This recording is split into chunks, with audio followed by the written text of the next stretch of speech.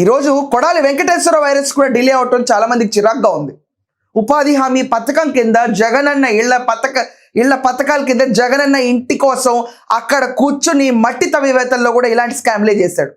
ఉపాధి హామీ పథకాల కింద అయితే లిటరల్లీ ఒక కట్టు కథల్ని జనాలందరికీ చెప్పి నాకు ఒక ఫిల్మ్ ప్రొడ్యూసర్ డబ్బులు తిరిగి ఇవ్వాలి, ఆ డబ్బులు మీ అకౌంట్లో వేస్తాడని చెప్పి అన్నోన్ పీపుల్ అకౌంట్స్ తీస్తే ఇన్కమ్ ట్యాక్స్ డిపార్ట్మెంట్ ఐటీ వాళ్ళు దీంట్లో ఇన్వాల్వ్ అయ్యి మీకు ఎలా వచ్చినాయి డబ్బులు అని అడిగితే వాళ్ళు వెళ్ళి కొడాలి వెంకటేశ్వరరావు మా నెత్తి మీద ఇదంతా ఏంటి పడిందని అడిగితే కొడాలి వెంకటేశ్వరరావు సింపుల్గా ఎప్పటికీ కంగారు పడకు, మీకు డెత్ సర్టిఫికేట్ ఇష్యూ చేస్తాను, మీ పైన కేసులు ఉండవు.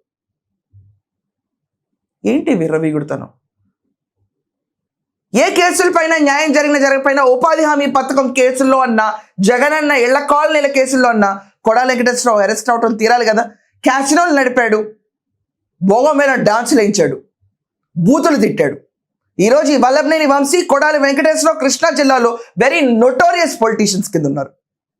ఇన్ని చావులా చూసి విన్న మీ అందరికీ మీ ఒపీనియన్ ఏంటి? అండ్ కొడాలి వెంకటేశ్వరరావుని అసలు ఎప్పుడు అరెస్ట్ చేస్తుంది ప్రభుత్వం?